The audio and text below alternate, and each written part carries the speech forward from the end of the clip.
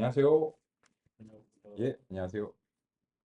2차 같이 살펴보도록 하겠습니다. 일단 어제 환경 설정을 잘 했기 때문에 그 환경을 다시 이제 살펴본 이제 시작하는 것을 안내 드리면서 알아보도록 하겠습니다. 먼저 뭐 이미 잘 시작이 되어 있는 상태를 이제 그대로 이제 켜놓고 가셨을 수도 있는데요. 여기에 대해서 만약에 컴퓨터를 이제 다시 킨 상황이라면 어떻게 해야 되는가? 그런 점에 대해서 이제 안내 말씀드리도록 하겠습니다. 먼저 이제 그 도커 인터페이스를 다시 이제 살펴보시는 것이 이제 필요하고요. 그리고 이제 컨테이너스에서 이제 파이DB라고 하는 것이 다음과 같이 이제 준비가 되어 있는 것을 이제 확인하시면 되겠습니다. 그런데 이게 이제 지금은 제가 어제 컴퓨터를 켜놓고 나서 이제 러닝인데 컴퓨터를 이제 껐다 켜는 경우에는 이게 자동으로 실행되지는 않습니다. 그렇기 때문에 요 마지막에 이제 보시면 액션 버튼이 있는데 요거를 정지 버튼 한번 눌러 보겠습니다.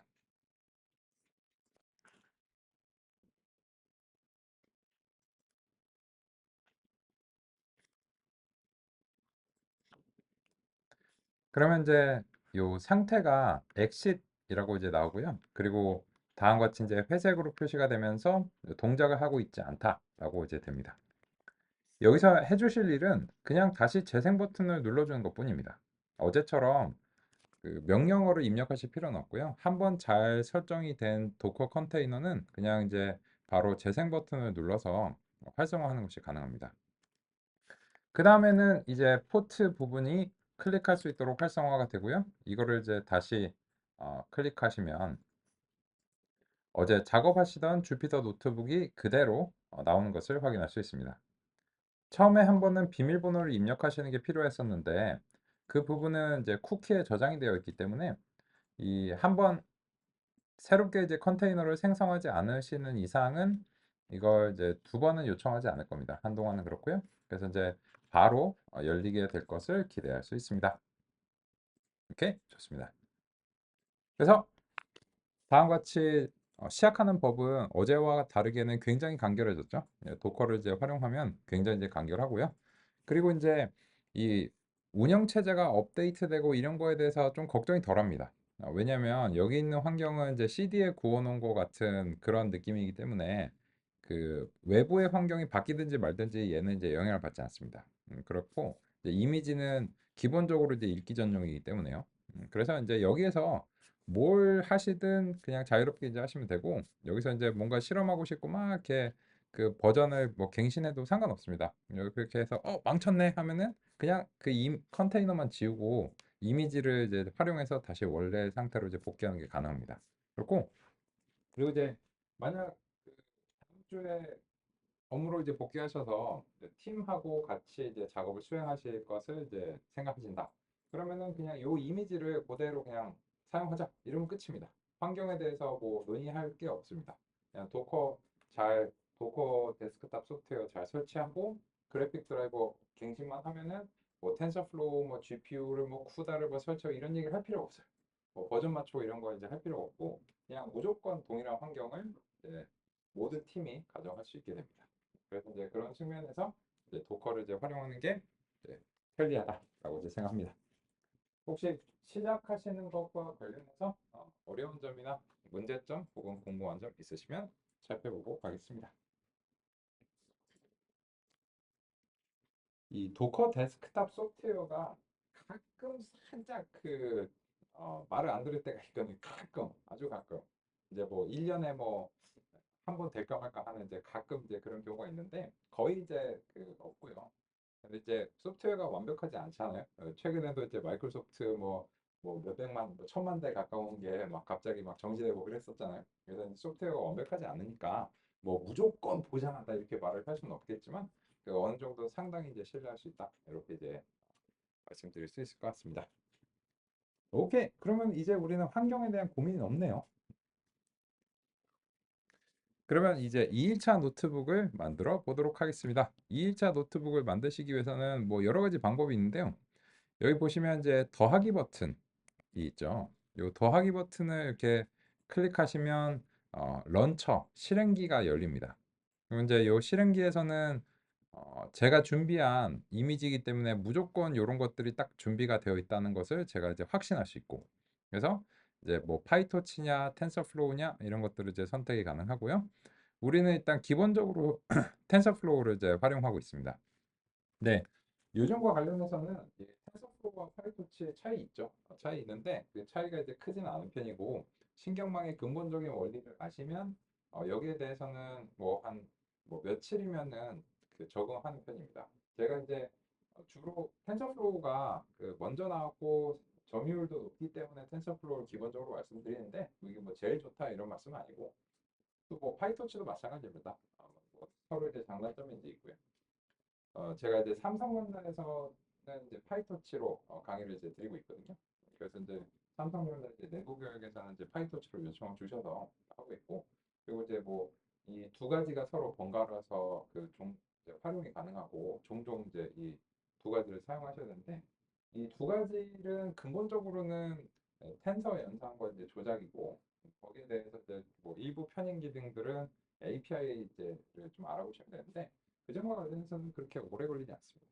네, 이번 과정에서도 살펴볼 예정이에요. 둘 다 차이점을 이제 비교하면서 간단하게 이제 살펴보시면, 여기서 이렇게 하는 거 뭐 약간 이름만 다르고 여기서는 이렇구나, 이런 거를 이제 아시리라 생각하고요. 그런 점들이 이제 준비가 되어 있습니다. 그래서 지금으로서는 아직은 텐서플로우도 파이토치도 사용이 안 되고 있죠. 그냥 이제 넘파이만 이제 되고 있기 때문에 사실은 이제 어떤 걸 선택하셔도 상관없고, 다만 이제 기준점을 잡기 위해서는 이제 텐서플로우 요거를 이제 선택을 해서 보겠습니다. 그러면 이제 언타이틀드 이렇게 이제 나오고요. 그리고 나서 이제 rename 이제 day 2 이런 식으로 이제 지으면서 시작하시면 좋을 것 같습니다. 그렇고요. 그리고 나서부터는 뭐 더 이상 그 우리가 이제 고민 있는 부분은 아니죠. 그래서 이제 같이 살펴보도록 하겠습니다. 그렇고요. 그러면 이제 어제 같은 경우에 우리가 필수 라이브러리와 이제 데이터셋을 이제 적재하고 MCP 뉴런과 퍼셉트론을 통해서 이제 엔드랜드 OR 같은 것들을 해결해 보고, 또 붓고셋 데이터셋을 이제 기본적으로 이제 살펴봤습니다. 그래서 이제 그런 점으로 이제 살펴보면서 우리의 구현이 실제로 학습이 된다는 사실도 같이 이제 알아봤죠. 그래서 마지막으로 이제 실제 100개에 대해서 완벽하게 이제 맞추면서 학습이 되는 상황을 이제 같이 이제 알아봤습니다. 그러면 이제 데이 2도 같이 이제 시작을 이제 해보겠습니다. 데이 2고 시작은 일단 숟가락 젓가락 올려놓고 시작하겠습니다. 우리의 이제 숟가락 젓가락은 이제 넘파이죠. 일단 넘파이가 있어야 뭘 하든지 말든지 하고요. 가끔 표형식의 데이터를 정리하고 데이터 분석하고 뭐 기본적인 통계 분석할 때 펜더스라고 하는 자료 구조가 이제 소프트웨어가 도움이 되고요. 그리고 이제 매트플라립 가끔 이제 그래프 그려야 되잖아요. 그래서 이제 파이플랫으로 주로 이제 사용합니다. 요게 이제 우리의 기본적인 필수 라이브러리에 이제 해당하고요. 그리고 텐서플로우냐 파이토치냐는 아직 도입이 안 됐죠. 그래서 이제 그거는 이제 도입되고 난 이후에 읽어오면 될 것 같습니다. 그래서 이제 다음과 같이 이제 준비하면서 시작해 보도록 하겠습니다. 그러면 우리 교재에서는 어디까지 이제 살펴봤는가? 그 점을 이제 같이 이제 보면 우리 54페이지를 일단 펼쳐놓고 말씀을 이제 드리도록 하겠습니다. 이 54페이지 2.4절의 퍼셉트론의 한계가 우리의 다음 주제입니다. 그래서 이 다음 주제를 논의하고 챕터 3장으로 넘어가려고 합니다. 네, 요 중간에 그 교재에 없는 내용을 우리가 다뤘습니다. 어떤 내용을 이제 다뤘는가 하면은 여기서 실제 퍼셉트론의 학습을 구현했습니다. 교재에서는 학습을 구현하지 않고 그냥 MCP 뉴런을 구현하고 그냥 바로 퍼셉트론의 한계로 넘어가는 이런 간략한 절차로 상의를 드렸는데, 한계점을 논의하려면 제대로 구현을 하는 것이 필요하다라고 생각을 하고요. 그런 측면에서 교재에서는 이제 제시하지 않은 요 학습 부분을 우리가 추가적으로 살펴봤습니다. 그러면 우리는 학습까지 되는 걸 이제 봤는데 어떤 점에서 한계점이 있을 것인가? 왜 그런 한계점이 있는가? 그래서 어떻게 극복할 것인가?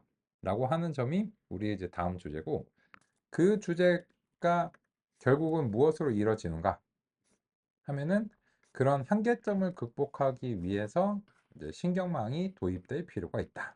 라고 하는 걸로 이제 가보도록 하겠습니다.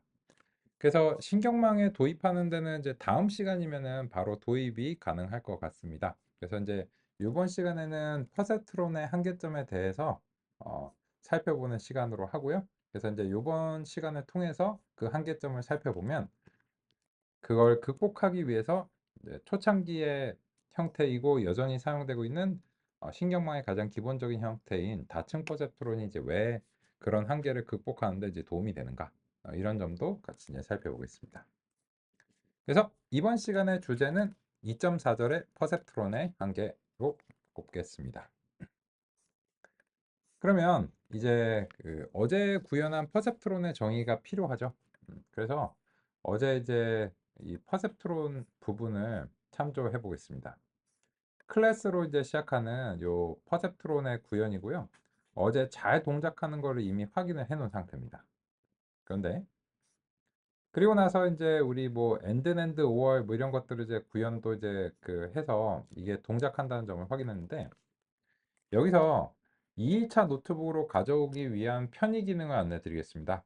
이 상단에 보시면 이 단축키 같은 아이콘들이 이제 있고요. 툴바 아이콘이라고 해야 되겠네요. 이 툴바 아이콘에서 잘라내고 복사하고 붙여넣는 게 이제 셀 단위로 되는데 노트북들 간에도 셀 복사가 가능합니다. 그래서 이 클래스 퍼셉트론이 담긴 셀을 복사하신 다음에 데이트로 와서 클립보드 아이콘을 이렇게 하시면 붙여 넣어집니다. 그죠? 그리고 나서 이 복사를 하시면 이게 내용이 복사가 되면서 셀 번호도 같이 오고 출력이 혹시 있으면 같이 출력도 오는데 그렇다고 해서 이게 실행된 건 아닙니다. 그렇기 때문에 요 상단에 재생 아이콘 또는 Shift 엔터 키를 통해서 해당 셀을 실행까지 해주셔야 실제로 이 정의가 이제 여기서 사용될 수 있는 형태로 준비된다라고 할 수 있습니다. 잘 되셨나요? 그죠? 그래서 우리는 퍼셉트론의 한계를 논의해야 되니까 퍼셉트론이 있어야 되겠죠? 그래서 이제 퍼셉트론을 어제 잘 구현했고 이제 다음과 같이 이제 가져왔습니다. 그렇고요. 그러면 이제 막 길고 복잡하고 어제 내용들이 막 있습니다. 근데 여기서 일단 출력은 어제 확인한 내용이기 때문에 다시 볼 필요가 없어서 이제 접어두겠습니다. 이렇게 이제 간략하게 접어두시는 게 가능하고 입력도 사실 이제 확인한 내용이기 때문에 다시 볼 필요가 없다면 이제 이게 접어두실 수 있어요. 전체적으로 이제 셀을 그냥 이렇게 접어두실 수 있는데요. 그래서 필요는 하지만 정의에 손댈 필요가 없다. 그리고 이제 정의를 다시 볼 필요가 없는 경우에는 이렇게 접어뒀다가 이제 필요한 경우에 다시 펼쳐서 살펴보면 됩니다. 그죠? 그래서 이제 요 퍼셉트론과 관련해서 이제 다음과 같고 그러면 이제 약간 리뷰를 이제 해보겠습니다. 여기서 이제 보시면 퍼셉트론이 동작하는 원리는 요 Z라고 하는 것이 이제 X와 W의 이제 내적을 이제 수행하고 편향을 이제 더해주는 이런 방식이고요. 그리고 나서 이제 여기에 대해서 요 Z를 기반으로 해서 최종적으로 모형은 그래서 1이냐 마이너스 1이냐 이런 식으로 이제 동작하고 이제 Z 0인 지점을 결정 경계로 이제 삼았죠. 그래서 이제 Z가 이제 0이 되는 지점, 요 지점이 결정 경계다. 라고 하는 점을 우리가 이제 살펴봤고, 그걸 통해서 어제 이제 어떤 경우에 왜 그게 되는가 안 되는가 이런 점도 같이 이제 알아봤습니다. 그리고 이제 이 퍼셉트론을 구현할 때는 X가 이제 대문자 XS를 이제 쓴다. 라고 하는 점은 이게 이제 여러 개의 표본들이 한꺼번에 들어오는 배치 입력을 가정했기 때문입니다. 그래서 요 각각은 데이터 포인트 X라고 부르겠습니다. 혹은 줄여서 샘플이라고 이제 부르고요.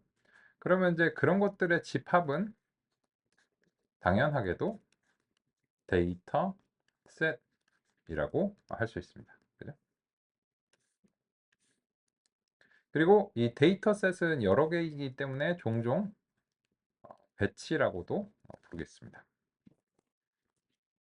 그래서 이제 그런 부분들이 잘 이제 구현이 되어 있고요. 어제 이제 학습 알고리즘을 구현했죠. 그래서 이제 결론적으로는 이 매개 변수라고 하는 것을 이제 세타로 표기하기로 그냥 제가 이제 정했는데요. 이 매개 변수를 갱신해 나가는 것이 곧 학습이었죠. 다음과 같은 방식으로요. 그래서 그걸 어떻게 갱신할 건가를 제시한 게 1958년에 퍼셉트론 이제 알고리즘이고 그 MCP 뉴런을 기반으로 한다라고 하는 점이었습니다. 그리고 이제 요 윗부분과 이제 관련해서는 이제 x가 이제 들어오는데 요 x가 이미 이제 n개다라고 하면 거기에 대응하는 가중치 w의 경우에도 n개 이런 식이고 편향은 그냥 실수값이고 언제나 이제 꼬리처럼 이제 하나 쫓아다닙니다. 그래서 이제 초기에 지금 요 w 값은 다 0으로 설정을 했고 마찬가지로 이제 b도 0으로 설정했는데 이게 데이터를 경험하는 과정을 통해서 어떤 이제 특정한 값이 이제 되는 거죠. 그리고 이제 그 특정한 값이 문제를 이제 해결하길 기대하고 있습니다. 그래서 이제 그와 관련해서 어제 마지막에는 우리 이제 붓고 데이터를 적재를 해서 실제로 이제 그런 부분에 대해서 이제 적용하는 거를 이제 살펴봤습니다. 그리고 이제 이 붓고 데이터와 관련해서는 우리가 이제 어제 살펴봤고 또 이제 특정한 부분을 이제 획득해서 같이 이제 알아봤는데 그 우리 다른 집합을 이제 살펴보기 위해서 한 번 더 다시 적재를 해보겠습니다. 그래서 이제 사이클론의 이제 데이터 세츠에서 편의를 위해서 준비를 이제 해줬고요. 이제 우리 실습의 편의를 위해서 그냥 이제 바로 읽어보겠습니다. 그래서 이제 로드 아이리스 이렇게 이제 읽어보겠습니다.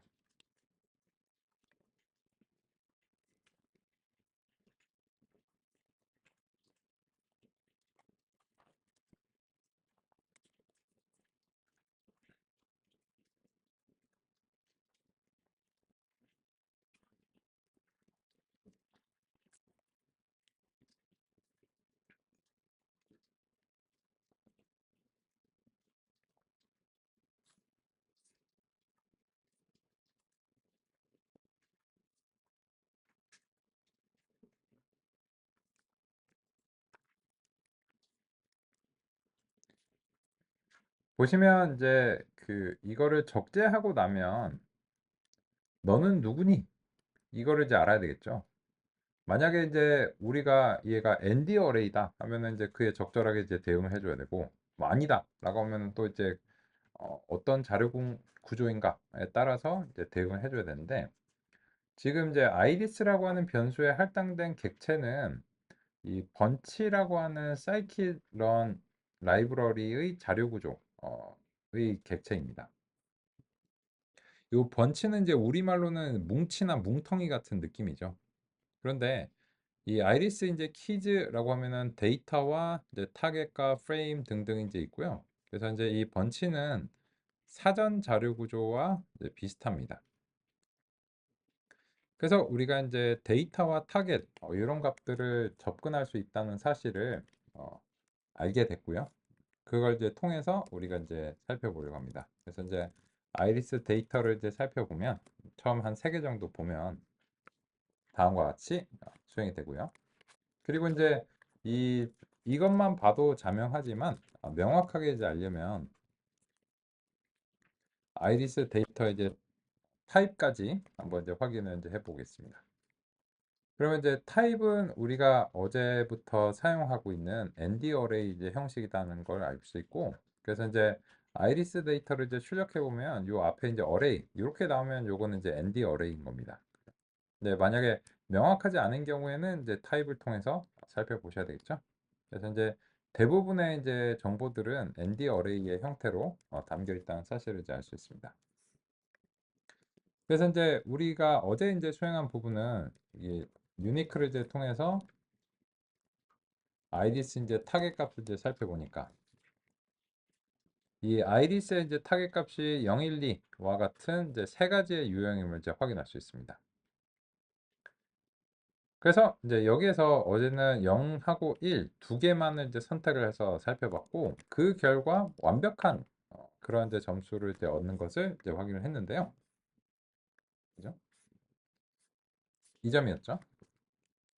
그래서 이제 이 품종 필터를 다음과 같이 이제 획득을 해서 이제 살펴봤고 여기에 대해서 이제 완벽한 것을 이제 확인했습니다. 그러면 이제 이번에는 이 0일 조합이 아닌 1, 2 조합에 대해서도 한번 이제 해보려고 합니다. 그래서 이제 0일과 이제 1, 2 조합에 대해서 이제 살펴보려고 하는데 일단은 이제 어제 마지막 시간에 이제 한 부분이다 보니까는 그리고 이제 대체로 코드가 반복적이다 보니까 데이 1의 요 마지막 부분을 역시나 셀을 이제 복사해서 2차에다가 이렇게 붙여 넣겠습니다. 그러면 이제 어제 우리가 했던 그런 결과를 재현할 수 있을 것으로 이제 기대하죠.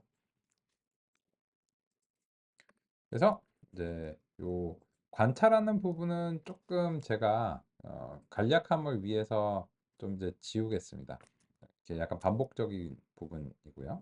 그래서 이제 요 이런 정리는 굳이 안 하셔도 됩니다. 굳이 안 하셔도 되고 그냥 이제 간략함을 위해서 제가 이제 이런 식으로 좀 이제 정리를 이제 하겠습니다. 그리고 나서 이 품종 분류기를 이제 다시 한번 이제 해보겠습니다. 이제 품종 필터를 이제 적용해서 아이리스 타겟에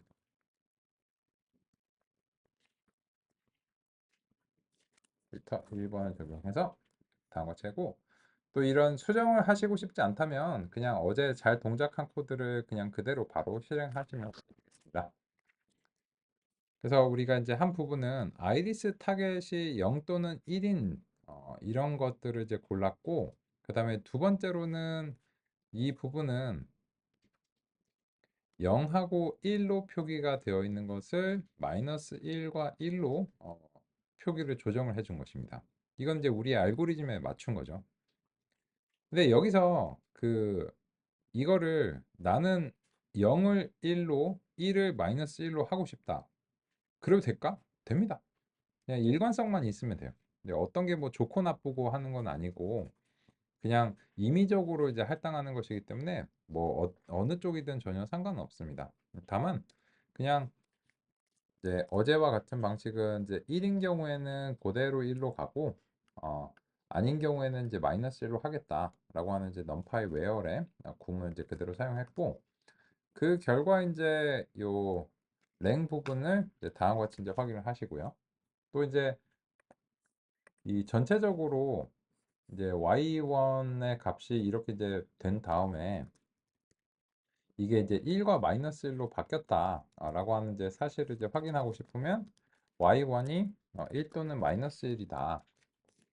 이렇게 되고 이제 그런 것들이 이제 모두 다 참이다라고 하는 것을 이제 확인하는 그런 로직을 이제 넣어 주신다면 이제 확실하게 이제 이렇게 이제 잘 바뀌었다라고 하는 것도 확인이 이제 가능하다고 생각합니다.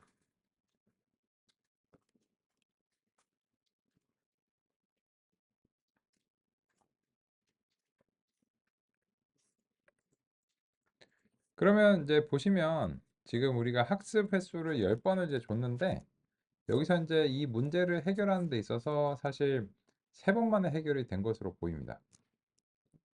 그래서 이제 마이너스 0.2, 마이너스 0.2 요거는 이제 그 바로 이제 다음 값하고 변화가 있는지를 이제 보면 되는데 이제 변화 없고 변화 없고 변화 없고 변화 없고 변화 없습니다.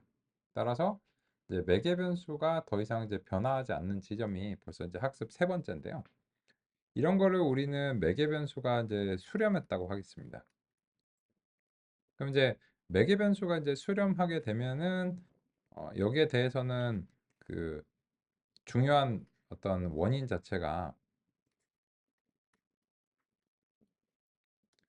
매개 변수 자체는 이제 오류에 비례하는데 오류가 이제 0이면은 바꿀 것도 없는 거죠. 그래서 이제 그런 이유로 인해서 이제 현재는 이제 안 바뀐 걸로 보이고 그래서 실제로 이 학습 평가 시점에서 X1을 다시 집어넣어서 확인을 해보니까 모두 다 이제 참이다라고 하는 사실을 알 수 있습니다.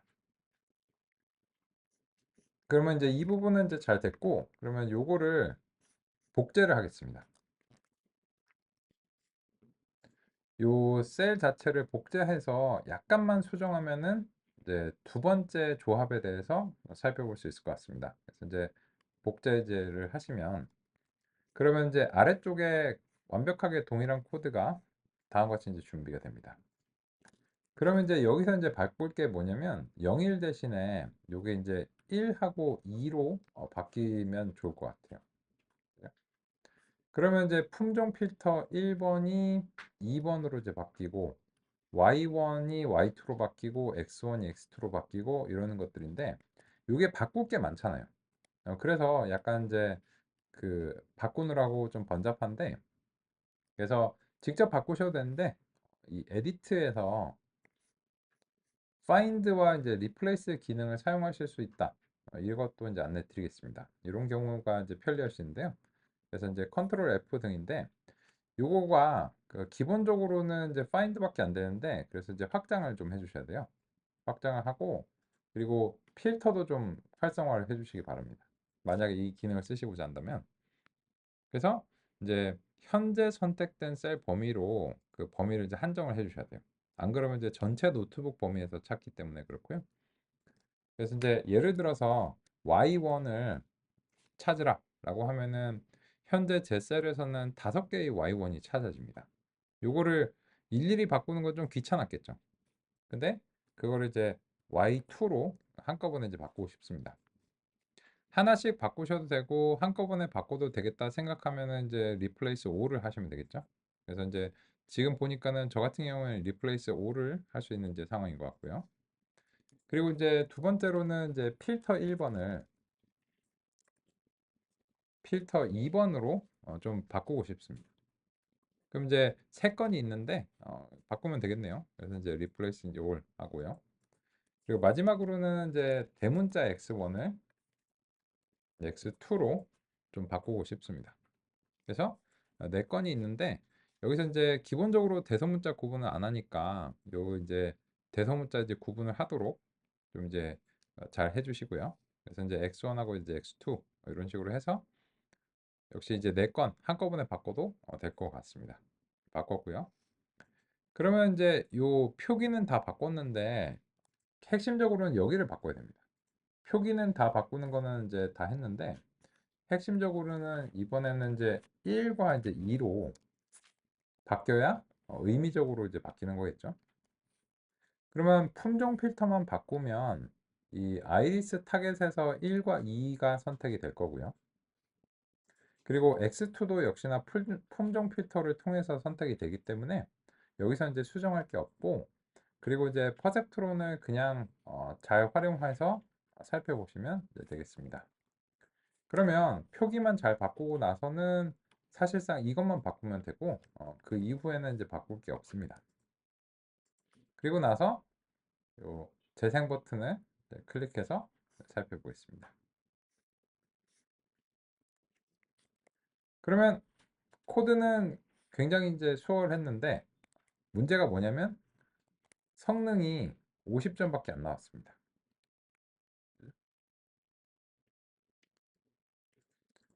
그래서 보시면 이게 수렴하지 못하고 계속 숫자가 바뀌는 걸 확인할 수 있습니다. 이 50점은 최저 점수입니다. 왜? 왜냐하면 지금 이제 1하고 2를 분류하는 이제 그런 상황이고 여기에 대해서 1하고 2가 이제 50개씩 균일하게 분포가 되어 있습니다. 그렇다면 이 어느 하나를 찍어서 맞출 확률은 100분의 50이고 따라서 50%입니다. 그러면 지금 50개를 맞췄다는 거는 뭐 그나마 잘했다 이런 게 아니고 그냥 찍어서 맞추는 정도밖에 못한 것이기 때문에 이거는 학습을 노력했지만 학습에 효과가 없는 거죠. 그래서 이제 우리가 이게 뭔가 문제가 있다라고 느끼게 됩니다. 그러면 이제 왜 그럴까요? 일단 우리가 시도해 볼 수 있는 것이 요 학습 횟수와 이제 학습률 이런 것들이 이제까지는 요 10번 이내에서 해결이 됐고 또 학습률도 이제 0.1 이런 거에서 이제 괜찮았는데 요런 값들이 학습 횟수가 뭐 모자른다든지 이런 어떤 문제가 있을 수도 있잖아요. 그래서 이제 뭐 혹시 모르니까 이게 최선이라는 법은 없으니까 뭐 20번 이런 식으로 해줄 수도 있습니다. 그래서 이번에는 20번으로 바꿔서 제가 이제 한번 시도를 해봤습니다. 그렇다고 이게 달라지지 않네요. 그죠? 달라지지 않고 그리고 이제 요 학습을 하는 데 있어서 또 한 가지 이제 영향을 받을 수 있는 게 이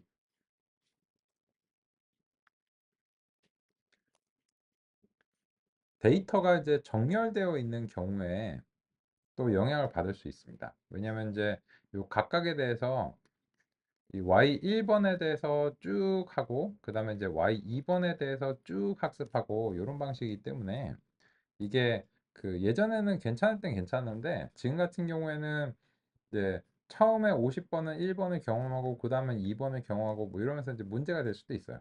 그죠? 물론 그거를 이제 여러 번 하니까 그런 것들이 이제 어느 정도 이제 극복이 돼야 된다고 생각은 하지만 그런 어떤 정렬 자체가 이제 문제가 있을 수도 있습니다. 그래서 혹시 모르니까 거기에 대해서 우리는 이제 다음과 같이 이 샘플 순서를 랜덤하게 한번 이제 시도를 해보겠습니다. 이거는 이제 전체 이제 샘플의 이제 개수, 뭐 Y2의 이제 개수를 Y2의 개수만큼 한데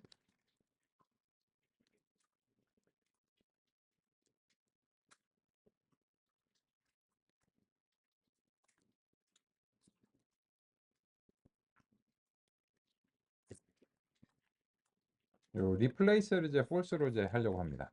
요거는 이제 처음 소개드리는 기능이니까 이렇게 이제 간단하게 이제 해볼게요. 랜덤 이제 초이스에서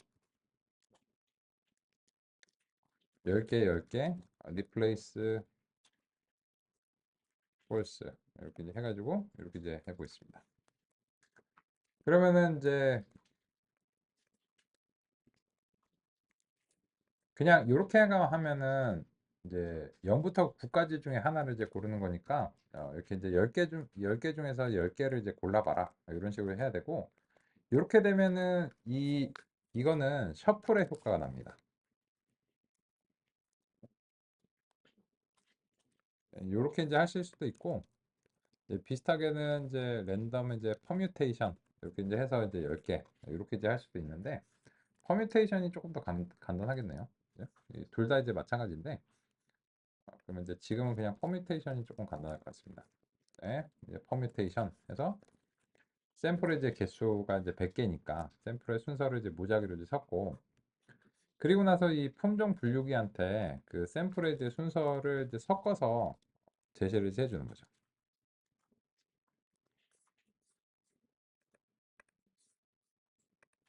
그래서 이제 그거는 이제 샘플 순서를 다음과 같이 이제 섞어서 이제 제시를 하겠습니다.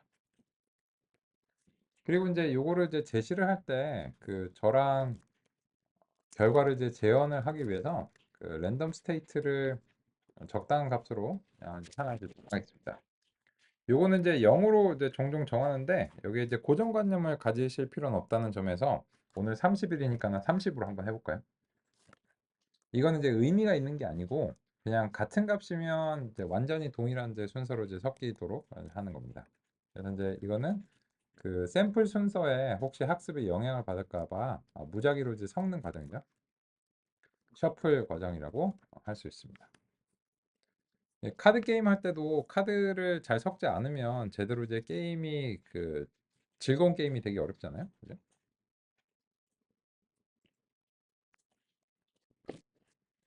그러면 이제 요런 샘플 순서를 이제 무작위로 이제 섞는 것이 학습에 이제 도움이 되는지도 한번 이제 확인해 보겠습니다. 다음과 같이 이제 했고, 그렇게 했을 때 보니까는 샘플 순서를 섞은 게 크게 도움이 됐네요. 그죠? 97%까지 향상됐습니다. 그래서 알고리즘이 동일한데 지금처럼 경험을 어떻게 이제 그 해주는가에 따라서 현재 알고리즘은 이 셔플에도 상당히 민감하다는 사실을 알 수 있어요.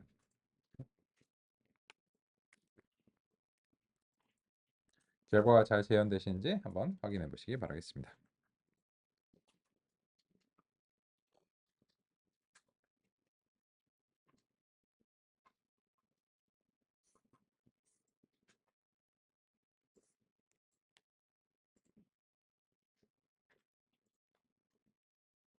좋네요.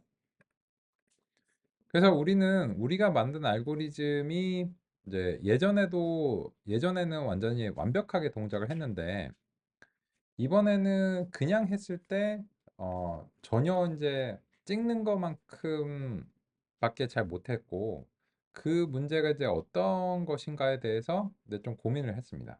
고민을 했는데 이 샘플 순서와 관련해서는 조금 더 그 시각적으로 보여드릴 수 있도록 한번 노력을 해보겠습니다. 그래서 이제 펜다스의 이제 데이터 프레임으로 보시면 이제 보기가 이제 쉬운데요. 왜 그런가 하면은 이 아이리스의 데이터 이런 식으로 해서 그 살펴보면 이 아이리스 데이터의 이 0번, 1번, 2번, 3번, 4번 이런 거를 그 색인이라고 부르겠습니다. 근데 이 색인이 몇 번인지를 ND 어레이에서는 보여주진 않아요. 그냥 이제 내부적으로 그런 값이 이제 있기 때문에 예를 들어서 그 우리가 4.6, 3.1, 1.5, 0.1을 고르고 싶으면 요게 이제 3번인 걸 알아내야 돼요. 그래서 여기에 대해서 이제 3번 이런 식으로 하면 이제 골라지는데 그거를 우리가 일일이 기억해야 된다는 점이 조금 이제 힘듭니다. 그래서 이제 가독성을 위해서는 펜더스의 이제 데이터 프레임으로 이제 만들어 보겠습니다. 그리고 이제 아까와 같이 이제 5개를 이렇게 이제 해보겠습니다.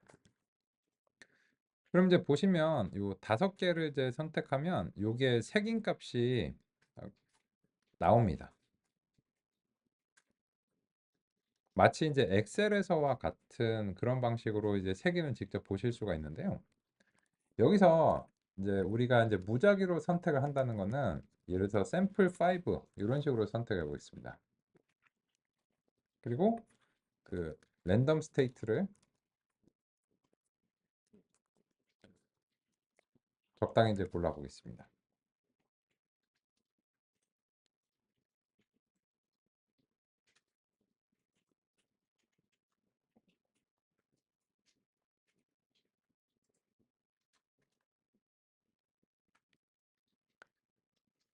이 펜다스 데이터 프레임은 랜덤 샘플을 선택할 수 있는 기능을 내장하고 있습니다. 아까는 우리가 이제 구현을 해줬어야 됐잖아요. 그래서 이제 랜덤 샘플 5개를 선택하도록 했고 이 결과가 재현될 수 있게 랜덤 스테이트를 오늘의 랜덤 스테이트 난수 초이 값은 30일이니까 30으로 이제 골라봤는데요. 그러면 25, 3, 100일, 82 이런 식으로 섞인 상태로 선택이 된다는 사실을 알 수 있어요. 그리고 이 순서가 저랑 완벽하게 동일하실 텐데 왜 그런가 하면은 이 유사난수 알고리즘이 동일하고 랜덤 스테이트 값이 동일하기 때문에 저랑 이제 동일한 거죠.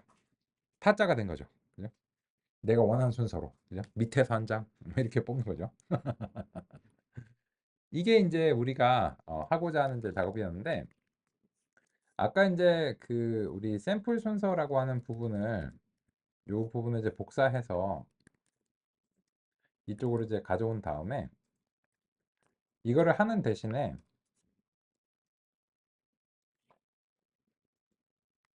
약간 이제 그 인터페이스가 다른데 샘플 순서를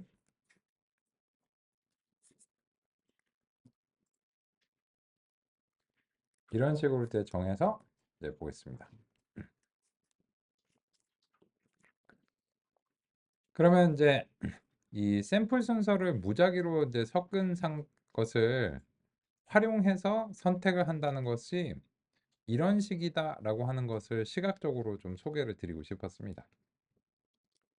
그래서 이제 여기서는 약간 인터페이스가 다른데 왜 그런가 하면 이 펜더스와 그 넘파이의 색인 시스템이 좀 다르기 때문입니다. ND 어레이에서는 그냥 바로 여기서 이제 샘플 순서를 여기다가 이제 바로 제시를 하면 되는데 펜더스 같은 경우에는 얘가 이제 그 뭐 A, B, C, D 가나다와 같은 그런 것일 수도 있고 해서요. 그래서 이제 좀 인트 로케이션 정도로 이제 번역할 수 있는 그런 이제 인터페이스를 API를 추가적으로 좀 활용을 해줘야 됩니다. 그렇고 근데 결과적으로는 여기서 이제 20, 10, 뭐 91, 34, 52 이런 식으로 아까 이제 샘플이라고 하는 것을 이제 호출했을 때와 이제 비슷한 방식으로 수행된다는 걸 알 수 있고 그래서 이제 다음과 같이 살펴볼 수 있습니다. 그래서 이제 그 중에서도 처음 5개만 이제 고른다. 이렇게 하면은 아까 샘플 5와 유사한 그런 어떤 효과를 확인할 수 있습니다.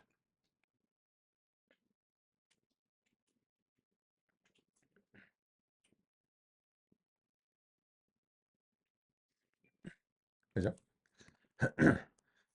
그런데 이제 왜 이런 것들이 이제 영향을 줄 것으로 그 생각을 했는가라고 하면은 이 아이리스 이제 데이터를 우리가 그 살펴보겠습니다.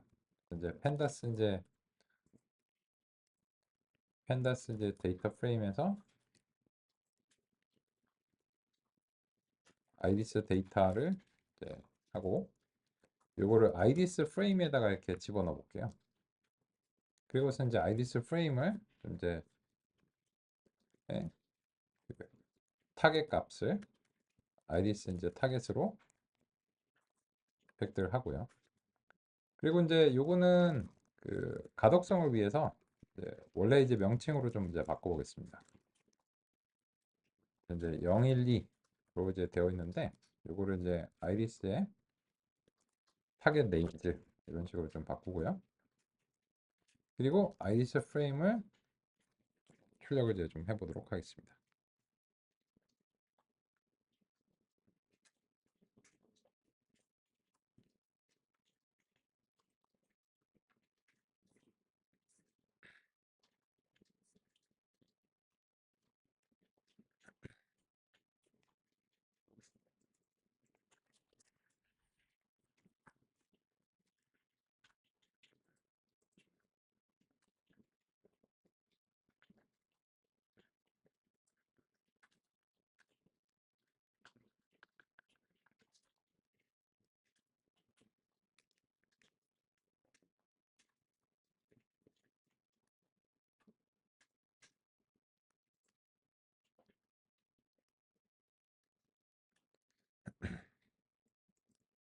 아이리스 타겟도 원래 이제 ND 어레이인데 지금 이제 012로 되어 있는 값을 그 기존에 이제 원래 얘네들을 레이블이라고 부르겠습니다. 이름표. 그 이름표 값으로 이제 바꾸기 위해서 가독성을 위한 조치죠.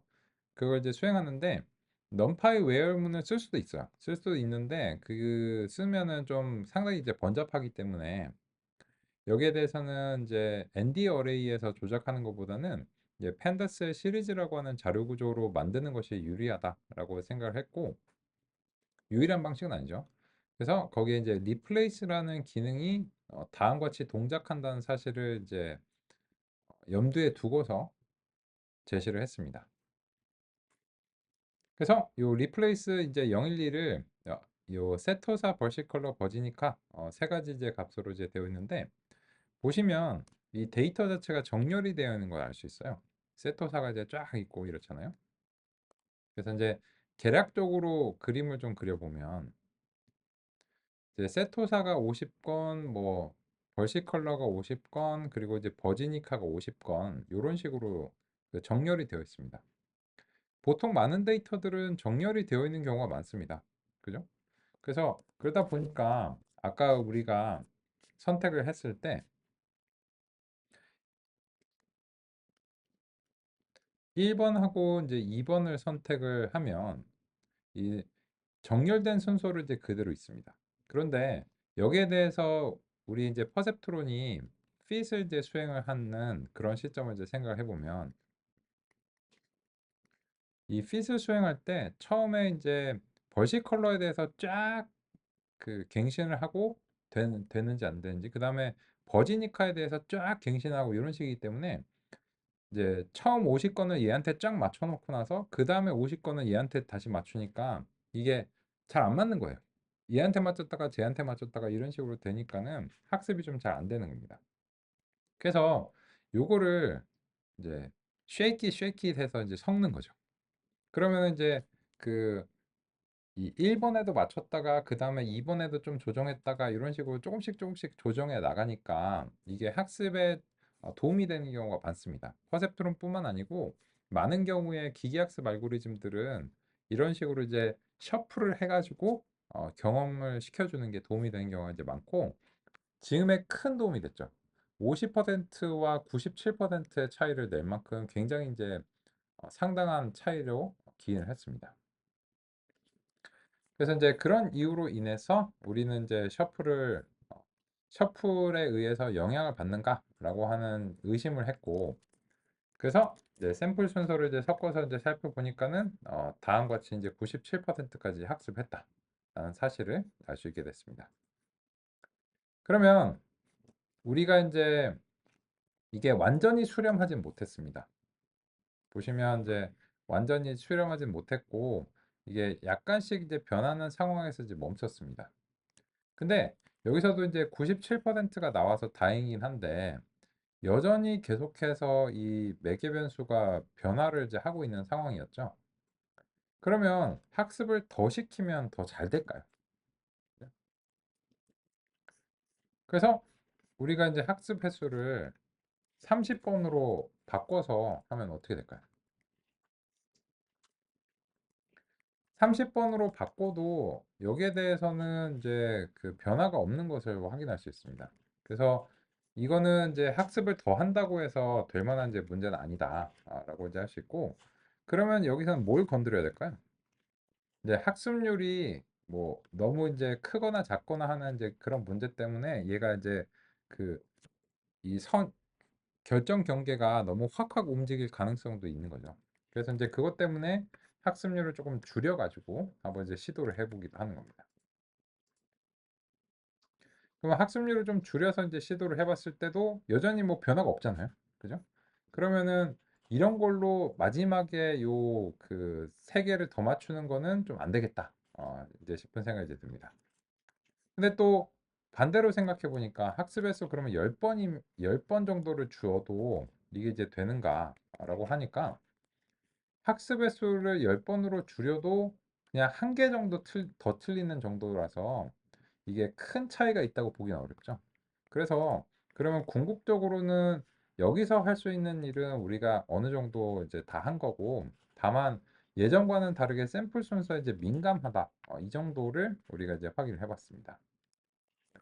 그러면 이제 다음으로는 여기에 대해서 우리가 관찰하고 싶은 것이 무엇이냐면 이제 왜 그 0일의 경우에는 아주 손쉽게 잘 되는데 1, 2의 경우에는 좀 더 손이 많이 가냐 라고 하는 점을 분석하고 싶고요. 그 분석을 하는 과정 속에서 우리가 이제 퍼셉트론이 어떤 한계점이 있느냐, 그런 점에 대해서도 논의를 하고 싶습니다. 그래서 이번 시간은 여기까지 살펴보도록 하겠습니다.